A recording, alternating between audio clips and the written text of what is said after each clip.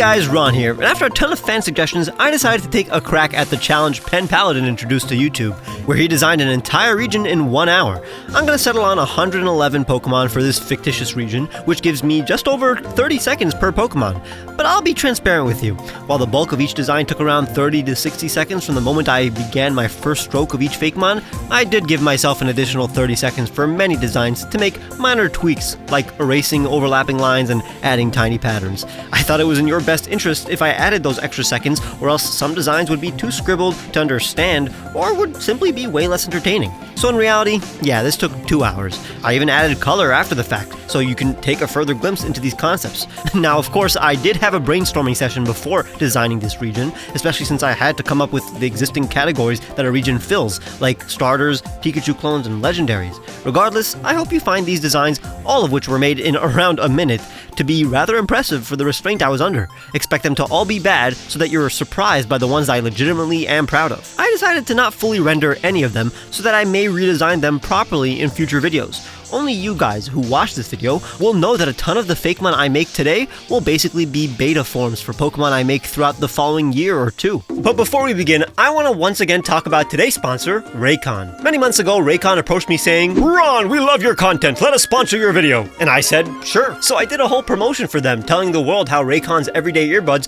offer the same audio capabilities as the bigger name brand companies at half the price. Raycon loved the ad so much, they came back into my house and asked for another. So I made a second amazing ad, after which they stuck into my home once again, requesting another ad. I threw in a Fakemon based on their awesome earbuds, which blew their mind, causing them to break into my house again, demanding an evolved form. So I made one of my favorite Fakemon ever, only for them to calmly and politely ask for another ad. So I'm here to showcase the everyday earbuds' active noise cancellation and multi-point connectivity. They have a bunch of new vibrant colors with beautiful cases. And not only do they look great, but they support wireless charging, so I don't even have to take the protective cover off to get 90 minutes of battery in just 10 minutes of charging, using their quick charge function. They also have 3 customizable sound profiles, touch features, and a complimentary set of different sized ear gels. Because whenever I leave my room, my favorite hobby is going on a walk while listening to Pokemon music. And with these features, the everyday earbuds were literally made for that. So if you guys watching want to finally get a hold of some earbuds at half the usual price of other brands you know, while still boasting more features than those other earbuds, click the link in the description or go to buyraycon.com/truegreen7 to start your year off right and get 15% off your Raycon purchase site-wide for their New Year's sale. That's anything you want off their website. And with their 30-day happiness guarantee, there's absolutely no reason to not try at least one Raycon product out. Let's begin with the starters. Grass Bear is basically what I want to do when I make a legit new region in the future. I think the actual starter came out great. The middle stage was larger than I wanted it to be, but I literally don't have the time to redo any proportions for these Pokemon, so the final Evo doesn't have the amount of detail an actual final starter would have, but I think now you understand the nature of this challenge. Fire Horse makes sense. It's tough making sure it doesn't look like a Ponyta, so I went with more cartoony shapes, although to be fair, every Pokemon here will be made of basic shapes. I knew I wanted to make it more horse-like as it evolves, so that it's not literally a Ponyta. I gave it Valkyrie head wings, so that when it evolves, it becomes a full-on alicorn. Its wings are actually just fire in the shape of wings. It doesn't actually fly. Definitely the closest to a legit Pokemon so far. I made this isopod water bug starter. I thought it needed some kind of concept other than being a literal isopod, so this nose and eventual armor made it fairly unique. Until, as I was drawing the final evolution, I realized that Golisopod exists and is a fairly armored isopod Pokemon, so I decided that the final evolution would be way more jolly looking, so that it, at least personality-wise, isn't a Golisopod. But in the end, it's more of a vague water crustacean, really. Sometimes in this challenge, I'm too worried about finishing the drawing in 30 seconds that I have no time to make it look like anything other than just a real-world animal. So this family of raccoons look very much like just raccoons, but at least as they evolved, they become a bit suave and fashionable. I mean, I was very proud of this pose and personality I was able to give it in literally half a minute. That's why this final raccoon is my favorite so far. Not a bad regional normal type. For our regional bird, I thought a dove with an olive branch motif made total sense. I've done it before, but finally got to evolve it into a grass flying type olive branch rainbow dove that I've dreamt of as a kid. Not bad for less than a minute. The regional bug is gonna be this little silk bug that can go either way. It has a split evolution. The first is this angel moth, and I bet you can figure out what the other moth will look like. It's another concept I've done in the past, but you gotta turn to instinctual ideas when doing these type of speed challenges. The regional dark type is gonna be this crooked monkey. It starts out as this fun thug, but evolves into a monkey criminal. Soon you'll notice that the entire region has a stripe motif, since stripes are the fastest kind of pattern I can add. A little fighting spider that could totally fit in Generation 3 evolves into this Muay Thai spider. It makes total sense and would totally be a Pokemon I revisit. One of the best poses today, and one I admittedly spent an extra minute revising to nail the idea. My new favorite of the bunch. The Pikachu clone is a meerkat, it's an easy body plan to quickly render, and a long Pikachu clone is definitely one we need. This was based on the wasps that have those funny, thin abdomens, and I was gonna make it even longer and have it skip rope with its stinger, but that was too hard to configure in such a short time, so in the end, it became a spring. This Ghost Rock family, though, came out better than I expected. It's this sad tombstone that becomes this cool obelisk with neat patterns, and because of the time saved rendering these easy mons, I had enough time to design their mausoleum final evolution. Honestly, one of the best object mon I've ever made. The first perfect family in this challenge. Then I made this ground type family based on the Damascus goat. In real life, they start out extremely cute and become the most grotesque looking goats as adults. For some reason, they are super prized. I never understood it, but they make for a great Pokemon and make sense as this bulky ground type. Definitely revisiting this family in the future. I made this little fire fairy based on brownies, a pretty complete design in just 30 seconds. Then I finally made this ice type moose I've always wanted to make. Gotta start out as a baby moose before giving it these giant icicle antlers. If I had more time and room on the canvas, I'd make this moose a bit bulkier. Okay, now these are out there. I didn't have enough time to execute. They're like rusted birds that can't fly. They're steel and poison type because of like tetanus. An example of something I'll revisit because the concept is great, but the design needs to be executed better. Maybe a version exclusive counterpart is these fairy poison types based on pollen. Just these pollen fairies that blow harmful dust. Kinda like how the birds look like they'd be flying types, these fairies look like they'd be bug types upon fully evolving. But nature is freaky. I actually really like how the final fairy type turned out. Now it's time for the obligatory feminine psychic type. So I started with a dancing flame. It becomes this psychic type dancer that eventually becomes this belly dancer. This line was so well executed that I thought it would be a waste to not give an extra minute or two to fully correct the final evolution's pose so that the silhouette worked better and that you could understand what you were looking at. It's definitely a bit too humanoid, so if I ever came back to this line, I'd spend time making it look more like a Pokemon. This bush mutt did end up looking like a Greavard, but those shapes really did feel natural to quickly doodle in 30 seconds. The bush poodle it becomes makes so much sense, and I'm surprised it doesn't already exist. So many fans have made such a design. Then the following line is based on some ghosts slowly materializing as they apparate, as if this ghost type's body is slowly appearing from another dimension.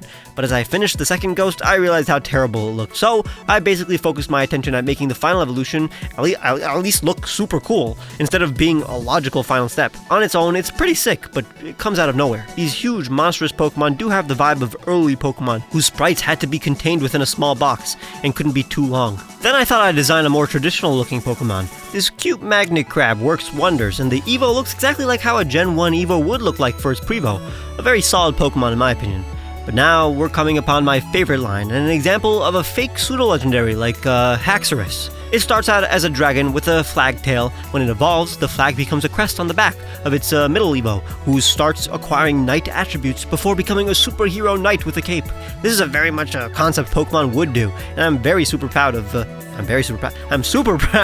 of myself for legitimately drawing this entire line in 2 minutes. I never thought I could do it. We're on a roll. This ghost bat that emits a ghostly wail is also a fine Pokemon, and I love the colors I settled on after the fact. Ghosts and bats are very thematic, so it's crazy how we haven't had such a smooth combo in Pokemon. Okay, never mind, Lunala exists, but I meant more of like a cliche ghost, not just a ghost type. Maybe these bats are version exclusive with these rock type wizards. After all, ghost flying and rock psychic are perfect counterparts. I love this duo. A little crystal ball that becomes a wizard makes so much sense. I'd love to revisit it, but honestly, these designs are rather final. Some of the most complete mon in the video, since a circle and some triangles are pretty easy to do in under a minute. Next is this line of marine iguanas. The first one has the proportions of a Pokemon, sure, but the concept isn't anything other than a literal marine iguana. The middle stage is even more egregious. It's literally just an iguana, but at least it acquires the barnacle-like vents on its back that will introduce the concept of its final evo. But yeah, I only had enough time to simply draw a marine iguana, but the final evolution reveals that we've been leading up to a water-fire type with volcanic vents on its back. It's very Gen 3 if you ask me, and I know we've gone heavy on the 3-stage lines, but this is the last one for a while. Pretty awesome final evolution though. Wombats are known for being quite caked up, so I had its big butt caked in so much mud that its evo has a giant hardened clay bottom that looks like an entire planet. A bit more time and this could have totally been a Pokemon. Next I made an electric type Trilobite. The patterns on its hat light up. It kind of looks like a 18th century hat, so I combined it with what was at the time newly harnessed electricity. Another design that is pretty much complete. Very likable already. Next was a half-baked idea. An elastic snake that stretches like a rubber band. Then a kendo-inspired bamboo Pokemon. Weirdly, Bonnie John had the exact same idea in the most recent 4 Artists episode, but I had this idea written down for this video weeks before we recorded that episode.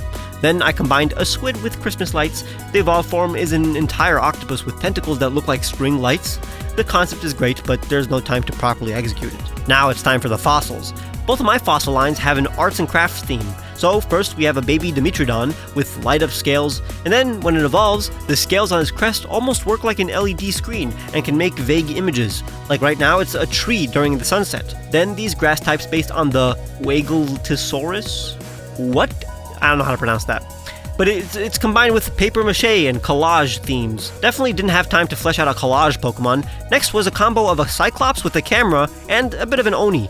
At first I was skeptical, but it kind of worked out once colored. I even believed in it so much that it's the only one I shaded, just to illustrate the point. This feathered pen bird is a good first draft too. A ton of these look like beta forms that Game Freak made in the first few generations, and I'm not going to beat myself up over my 30-second drawings looking like beta forms. On the other hand, this ice poison line looks fairly complete. The idea of this drunk little ice wine glass filled with toxins that it never spills, despite moving unpredictably, is totally viable. And then this tipsy wine bottle is a very believable evolution. Another pretty dope object mon that makes sense. By now you'll notice how I really want a Pixel Pokemon, so I made a Pixel Pixie with light up wings. Its evolution is pretty bratty, to contrast with the following version exclusives, this demon line that is sad, shy, and surprisingly polite. The Evo is one of the most final looking mon in this video. I love it. Perfect proportions for a demon Pokemon in my opinion. Then I was tired of cooking, so I made this basic rubber ducky. I mean, it's basically Psyduck and Ducklet in one Pokemon. It even evolves into a blue duck swan hybrid, combined with an inner tube. I finally made another Fabergé egg lizard. This time, it's a haughty prince, but the Evo stays egotistical. But it's also super intelligent and makes good decisions.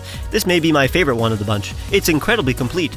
I don't need to redesign it. It took about 2 minutes to make, sure, but honestly, this 2-minute design looks better than some of my 1-hour designs. Why am I even wasting my time designing most of my Fakemon in an hour when I can just do it in 2 minutes? Then I made this version exclusive duo, a dark type moon rabbit that looks sneaky and cat-like, and a sun-themed bear. It's a combination of a sun bear and a water bear, or tardigrade, but making a fire-type tardigrade for once feels good. I love its 6 legs and how its rotundness contrasts with the slender rabbit. Then I made this rock-type Glyptodont. It had no aura whatsoever until I colored it in.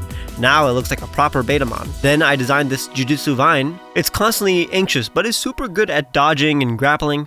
Totally want to revisit it sometime. Same with this Prometheus Pokemon, combined with an Olympic torch.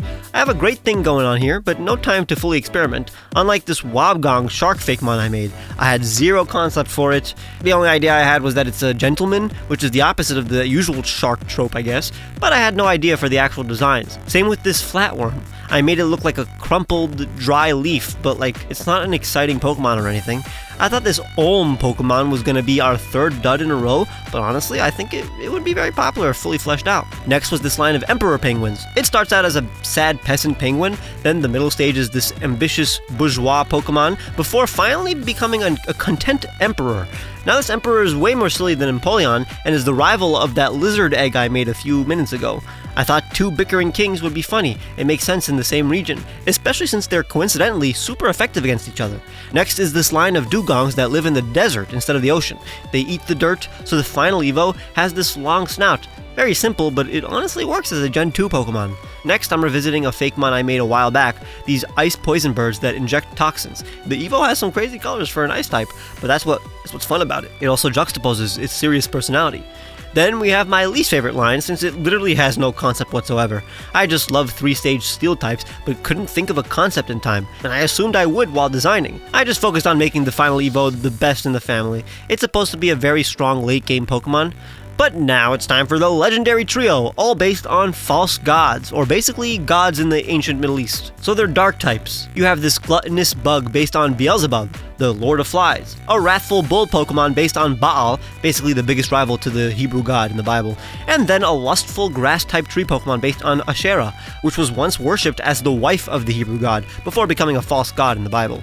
This trio is really way more deep than they need to be, and I don't really have the time to describe all the origins and intricacies. I'm very much going to repurpose them for a later date and make an actual legendary trio based on this concept. Then I made this legendary duo based on Sherlock Holmes and Watson. They solve mysteries, but honestly, I know I had no time to give them the amount of attention a real legendary would get, so I barely tried. It would never work with only about a minute to design them. Now we finally have the region's pseudo-legendaries, a dragon normal type that is a combo of a dragon and a dog. It becomes more vicious as it evolves, and the final Evo very much looks like it was designed in an early generation based on how compact it looks. It looks like, again, it was designed to be in a box. But in the end, it very much looks like a dragon dog, so I'm alright with that. Now it's time for the box art legendaries. Once again, their inspirations are too deep for a design I drew in a minute. They're based on the Japanese creation gods Izanagi and Izanami, combined with Tsukuyomi and Amaterasu, with a bit of Fujin and Raijin. So they're basically a culmination of so many gods in two Pokemon. One with a spear, and one whose hair looks like a bow that shoots lightning arrows. Their trio master is a fire fortress, whose type overpowers both of the box art legendaries. I think I did a fine job making Pokemon that look more powerful and legendary than the rest of the decks in just a few minutes. Finally, we have three mythicals that act as sidekicks to the legendary trio. We have this ancient snake bug looking creature that aids the trio master. I love how it turned out. Then this quick Cupid-like Pokemon that follows the lightning bow and arrow lady. And then this Chimera Shark mythical that serves the spear-holding legendary Pokemon. I would love to properly design this mythical trio, and honestly, at least 50% of this decks. It was a satisfying exercise, and I hope that when you see me redesign some of these mons at later dates, you'll be happy to have been one of the few who viewed the original video where these beta forms were designed. If you enjoyed, leave a like and subscribe to see all the other Fakemon videos I have in store for this year. Make sure to check the description for the music I used, the t-shirts I made for you guys, and my Patreon where you can get cool rewards like seeing my videos days early, which you can also do by clicking the join button. And make sure to follow me on Twitter and Blue Sky to see sneak peeks of my art. Bye!